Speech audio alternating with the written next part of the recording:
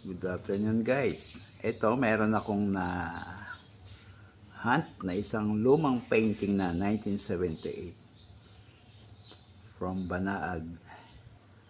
Ayan.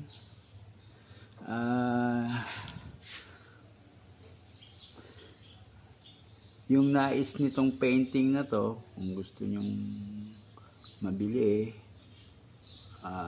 message nyo lang ako, no? So, yan ang mga flows niya. Kasi lumang-luma na yan, 1978 pa. So, gawa siya sa plywood board. Yan, sa plywood siya, pinaint. And then may frame na siya. Solid wood yung frame niya. Yan. Malaki po ito. Mga